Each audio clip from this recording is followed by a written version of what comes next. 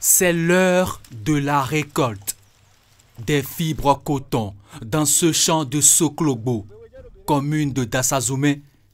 Nous sommes à plus de 200 km de Cotonou. Mathias Azonodé, la cinquantaine que voici, est le propriétaire du champ. Il s'est fait entourer d'autres cotonculteurs pour accélérer la récolte. L'année passée, j'ai pu obtenir une production de 4 tonnes 400. Mais pour cette récolte, je ne sais pas encore exactement ce que cela va donner. Le Bénin, avec ses 13 millions d'habitants, rivalise avec le Mali pour le titre de premier producteur de l'or blanc en Afrique.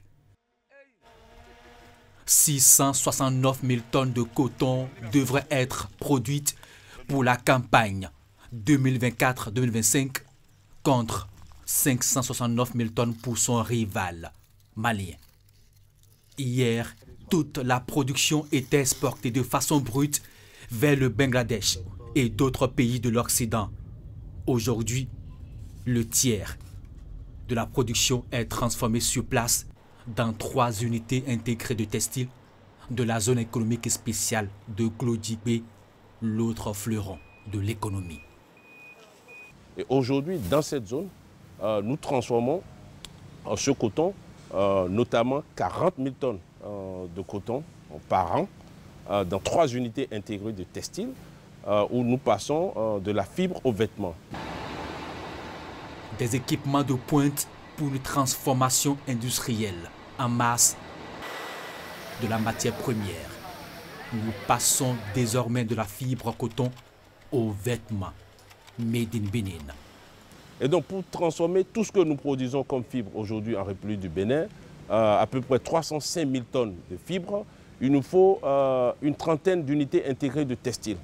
Donc l'idée, c'est de faire ces investissements pour que dans les 5 à 6 prochaines années à venir, nous puissions avoir cette trentaine d'unités intégrées de textile installées dans la zone pour transformer la quasi-totalité de notre production de fibres. Il y a des emplois directs et les emplois indirects. Il y a aussi les revenus que les uns et les autres pourront tirer et ce qu'ils pourront en faire. Et aussi, tant que le secteur est diversifié, et donc il va y avoir des services connexes qui vont se développer autour de ce secteur.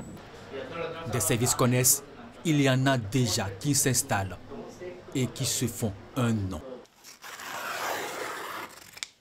dans le secteur.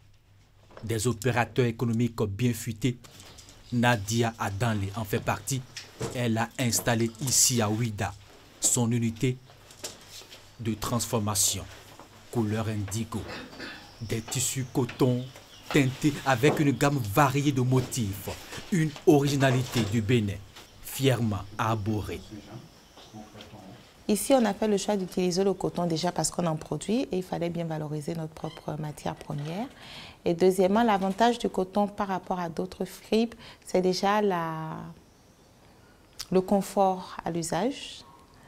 Quand on porte ce coton, il est aéré, il est bon pour le corps, il est hypoallergénique, il fait travailler des personnes localement, ça entretient l'économie et il est disponible à côté. Le coton béninois, hier totalement exporté, est transformé en grande partie dans ces unités.